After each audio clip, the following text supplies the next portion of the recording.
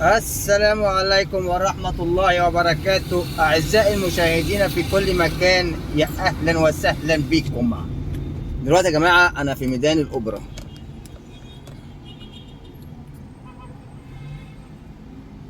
النهاردة إن شاء الله هنتفرج مع بعض على شارع الأزهر. طبعا اللي في وش ده كوبري الأزهر، لو طلعته أنزل على طول على آخر الأزهر، أبقى عديت الأزهر كده بقى عند مسجد الأزهر، نبقى في آخر الشارع يعني.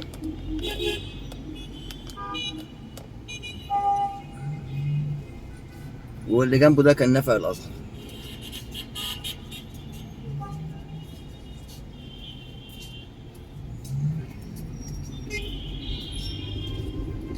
دلوقتي ان شاء الله احنا هنتفرج مع بعض على شارع الازهر زي ما قلت لكم.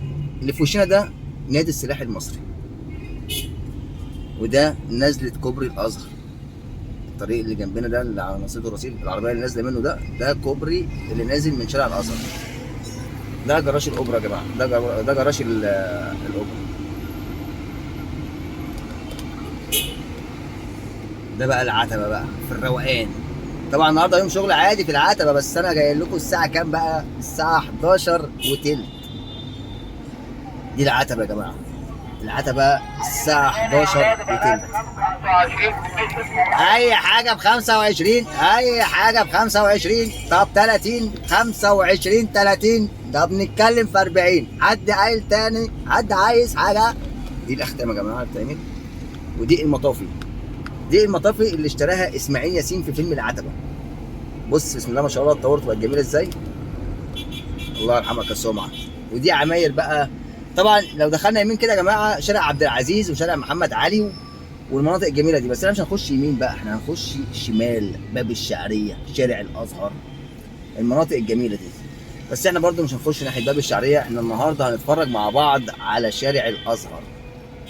اتمنى اعزائي المشاهدين تدونا لايك، شير، سبسكرايب للي مش مشترك واول مره يشوفنا، تشجيعا لمجهوداتنا العظيمه الفذه يعني. انا مش لاقي كلام اقوله عزيزي المشاهد. دلوقتي يا جماعه احنا دلوقتي في شارع العتبه، يعني كده بقى احنا في العتبه. الميدان اللي ورا اللي عند المطاف ده كان ميدان العتبه.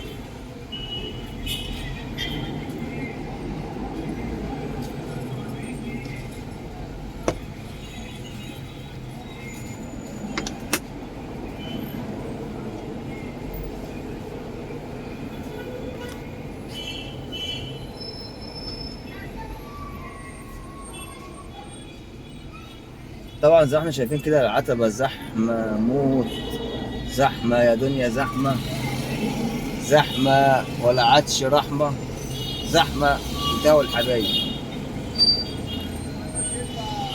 زي ما انتم شايفين اعزائي المشاهدين، امشي يمين زحمه، امشي شمال زحمه، فزحمه يا دنيا زحمه.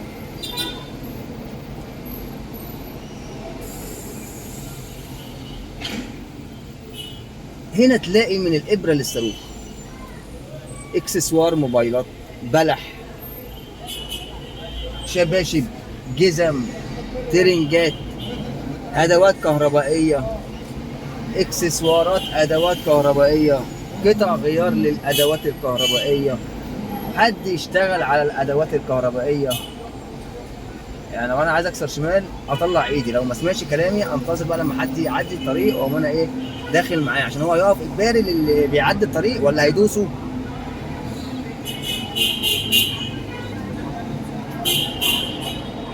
طبعا الحلقه دي يا جماعه انا بعتذر فيها ان انا مش قادر احرك الستاند يمين او شمال لانه اتكسر، ف بعتذر بقى ان الصوره هتفضل ثابته بقى زي كده زي ما انتم شايفين يعني. بس ادينا بنتكلم وبناخد وبندي بشكل ودي مع بعض.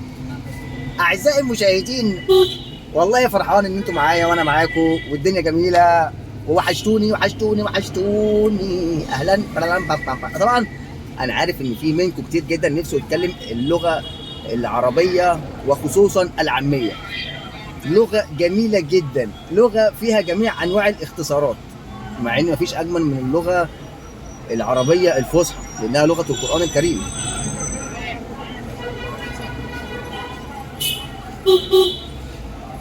ده طالع على اكل عيشه، طالع ياكل عيش. طب يا عم طالع تاكل عيش روح افتح فرن. طبعا انا بهزر يا جماعه، يعني انا بهزر من اول ما بدات القناه بقول لكم يعني ايه، ما تاخدوش كلامي كله جد. يعني انا ساعات بحب الهزار بصراحه في نص الكلام كده، نفس الفصله جميله. طبعا لو دخلنا يمين دلوقتي يا جماعه نطلع على مديريه الامن.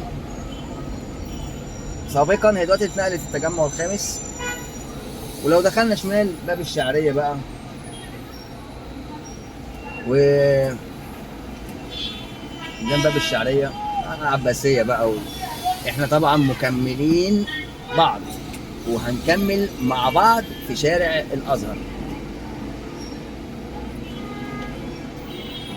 طبعا المبنى الاحمر اللي هناك في وشنا ده مبنى الهلال الاحمر، مش الهلال الاحمر اللي هو المستشفى. عزيزي المشاهد فتح مخك معايا، انت في العتبه، عتبه في ازحم منطقه تجاريه في مصر، في اكبر منطقه تجاريه في مصر العتبه. ده الهلال والنجمه الذهبيه، فاهم؟ تجيب المكنسه والمساحه تكسب جنيه ذهب، ولا مش عارف انسياله ذهبيه، حاجه زي كده. ده بقى كشري بابا عبده، حاجه كده حاجه كده يعني. تعالى جرب انت بنفسك واحكم يعني.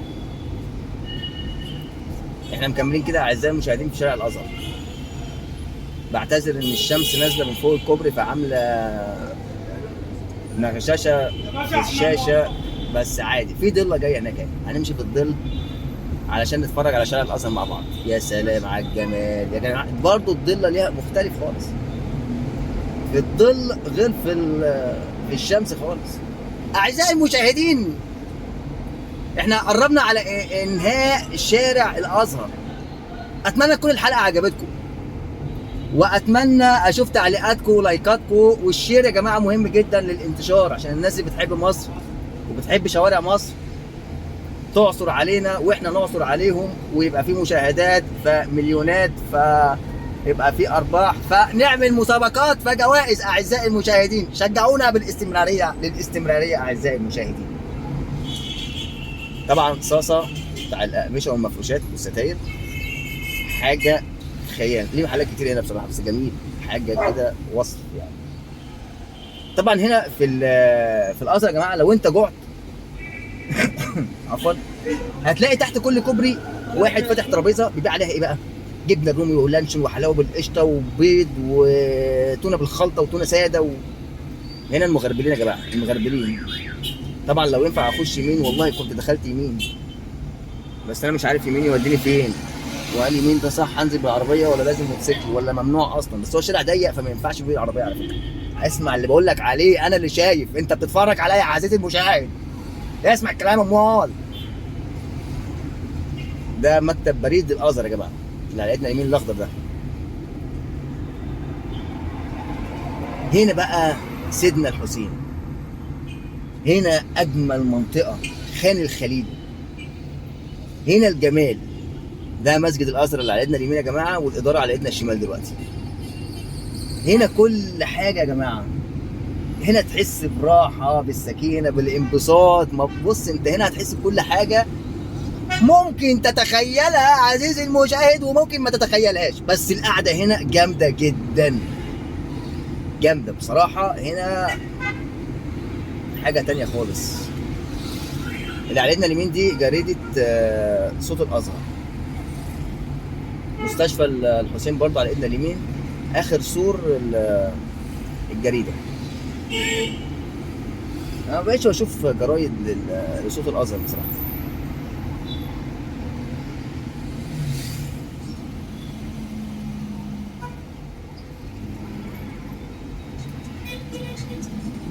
كده داخلين على اخر الشارع.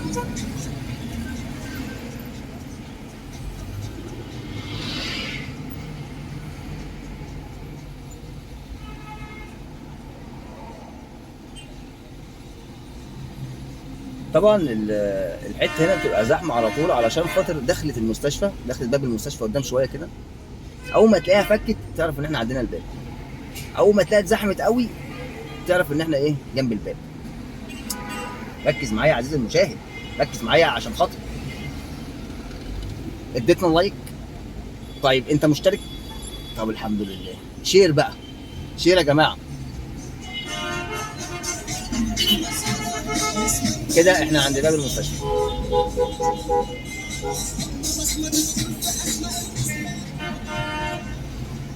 طبعا لو برضه حابب تركن العربيه هتركنها في البارك هنا.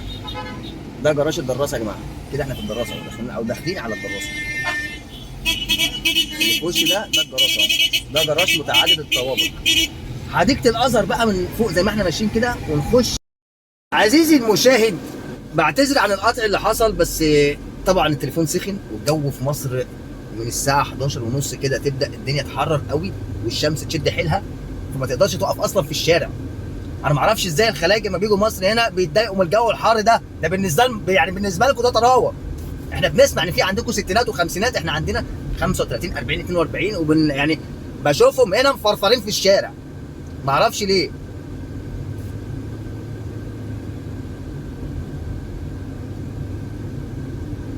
طبعا كده احنا داخلين بقى على دار الافتاء يا جماعه، المشيخه ودار الازهر.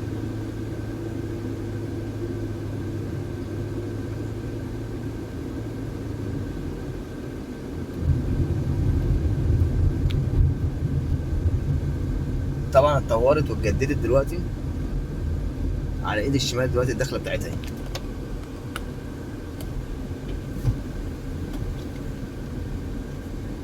ده سلم مشابه عشان ايه اللي عايز يعدي الناحيه الثانيه يركب من صلاح سالم يطلع جسر السويس يروح العبور كده.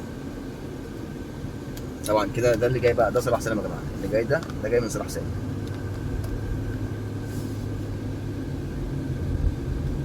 كده انا في الدراسه بقى. دي مستشفى القاهره التخصصي. القاهره قصدي، انا اسف، مستشفى القاهره الفاطميه، مش تخصصي بقى. دي تبع وزاره الصحه. ده مسجد الجعفري. حاجه كده ما شاء الله.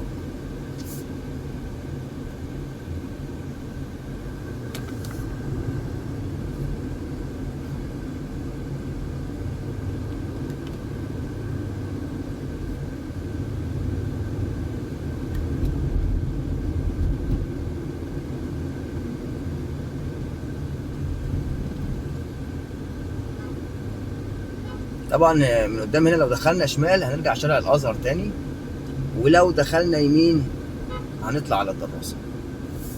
تعالوا ناخد حته بقى من شارع الازهر في الرجعه كده،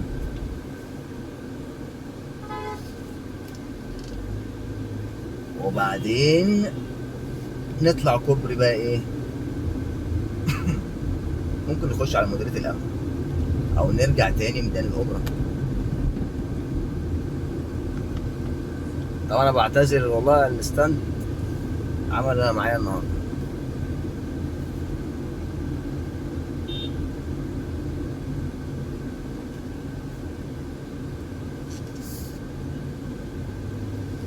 طبعا دي لجنه للرخص. الحمد لله ان احنا خلعنا علشان انا رخصه سليمه. وانا بصراحه ما احبش حد يوقفني وانا رخصي سليمه. يعني وقفني يا باشا لما يكون رخصي سليمه منتهيه. لا يعني انت منتهيه برضه مش هتجيب الاذيه لنفسك يعني، ولا مرضيه، ولا انت يعني طالع تشتغل ولا طالع فاضي. المهم ان المشي السليم يمنع عنك حاجات كتير. ده يا جماعه المحلات اللي في شارع الازهر. دي بقى الدخله اللي جايه على اليمين دي ساحه مسجد سيدنا الحسين. دي ساحه المسجد يا جماعه. طبعا ما يخشهاش غير عربيات السياحه واتوبيسات السياحه. ودي مشيخه الازهر اللي على ايدنا اليمين دلوقتي. دي مشيخه الازهر. ده مسجد الازهر اللي على ايدنا اليمين. وهنا برضو دخلت مسجد سيدنا الحسين رضي الله عنه. قدام شويه كده متحف نجيب محفوظ المغربلين اهي يا جماعه.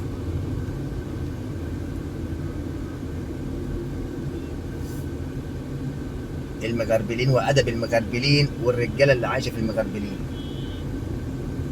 لا لا لا لا لا لا لا لا لا لا لا. كده احنا في المغربلين وداخلين شارع الازهر.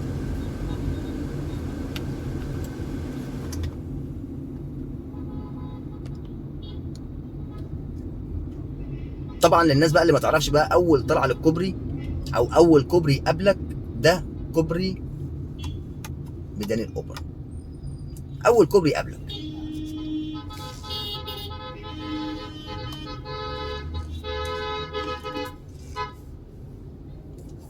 طبعا الدنيا زحمه هنا والناس كلها مستعجله زي ما احنا شايفين، يعني هو مستعجل، هو هيزمر كده بقى ايه، الناس هتجري، هنطير، هنرفع، هنشغل الجناحات.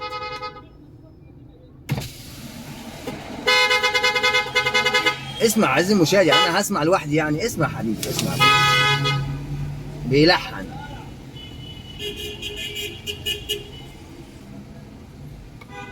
طبعا العربيات اللي بتشتغل هنا في العتبه هي العربيات السوزوكي التمنايه اللي قدامنا دي. طبعا عربيات كبيره ما تنفعش هنا، ما بتشتغلش هنا، او هتلاقي ممكن تلاقي عربيات عدد قليل جدا يعني تعدوا على الصوابع، انما اكترية العربيات من النوعيات اللي هي قدامنا دي دلوقتي. عربيه صغيره ما بتاخدش مكان كبير. طبعا انا بعتذر عن القطع اللي بيحصل كل شويه، بس ده بسبب الجو حر بصراحه، وانا مش عايز اشغل التكييف عشان صوت الهواء ما يطلعش في الصوت. ف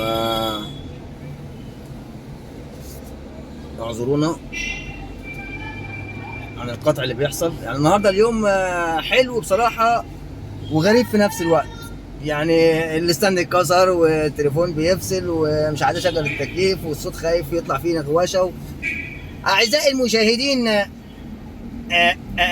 او اوكي، عتبة عتبة عتبة عتبة عتبة عتبة، اي حاجة ب25، يلي على الارض الحق العرض، يلي ماشي وما انتش واخد بالك الحق الفرصة اللي جاية لك.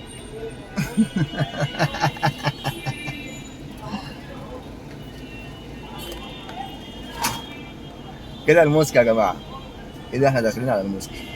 طبعا اعزائي المشاهدين، التليفون لو فصل او الحلقه انتهت على حاجه من وانا بصور وانا ماشي في الشارع، يعني اتمنى ان محدش يزعل، وان شاء الله نبقى نعوضها في فيديو قادم ان شاء الله. بس طبعا اكيد يعني ان شاء الله مش هيفصل، يعني احنا نتمنى ان التليفون ما يفصلش، ان شاء الله مش هيفصل يعني. دي الموسك يا جماعه، او ده الموسك، يعني حاره اليهود، يعني البومب والصواريخ. ايوه بقى، يعني العرقسوس، ما اعرفش انت سمعت معايا طقه السجاد بتاعت العرقسوس دي ولا لا؟ لو سمعتها بقى قول لي عزيزي المشاهد، اكتب لي في كومنت يا عزيزي المشاهد. انت ما دام كملت معايا لحد دلوقتي فانت متابع مميز من الدرجه الاولى. يلا يا جماعه عشان المتابعين زهقوا.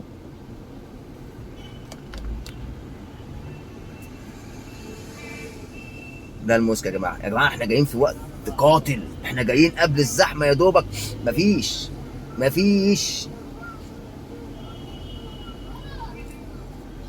يعني انت عارف الدور يأذن بس يبقى قابلني لو عرفت تمشي هنا، مش على رجليك بعربيه، او حتى على رجليك هتمشي تخبط في الناس، يا اما هتمشي ورا الناس. تن تلالالن تن تن.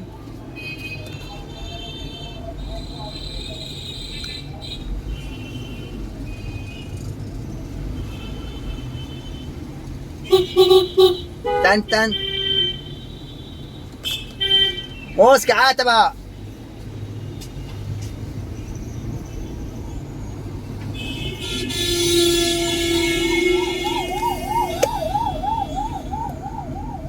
طبعا دي يا جماعه كلها محلات جمله وقطاعي، كل اللي على ايدنا اليمين ده جمله وقطاعي.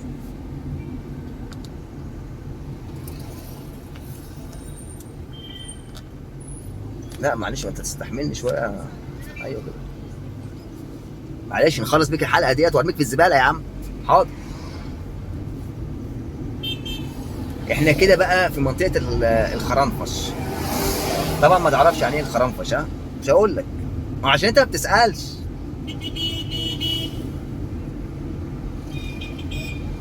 اعتذر عن القطع اللي حصل للمره ال50. بس احنا نعتبر خلاص كده احنا وصلنا لنهايه الحلقه بتاعتنا، واحنا دلوقتي داخلين على ميدان باب الشعريه. خلاص الحمد لله رب العالمين، خلصت حلقتنا على خير وسلامه. ونشوفكم ان شاء الله في حلقه جديده من حلقات شوارع مصر. السلام عليكم. مش دلوقتي يعني، اصبر لما اطلع في الميدان يعني. انت مالك مستعجل ليه عزيزي المشاهد؟ خلاص للدرجه دي انا مكترك معايا يعني؟ ده يا جماعه ميدان باب الشعريه. طب ايه رايك بقى ان معاك نص ساعه كمان مش قافل؟ ها؟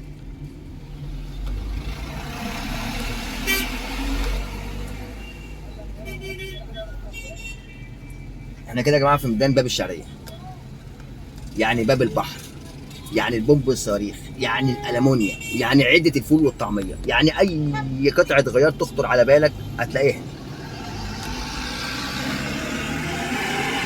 ده ميدان باب الشعريه يا جماعه. وبكده وبكده كمان مره، وبكده تكون انتهت حلقه النهارده.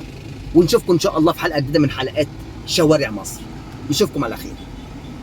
ده ميدان باب الشعريه. سلام عليكم.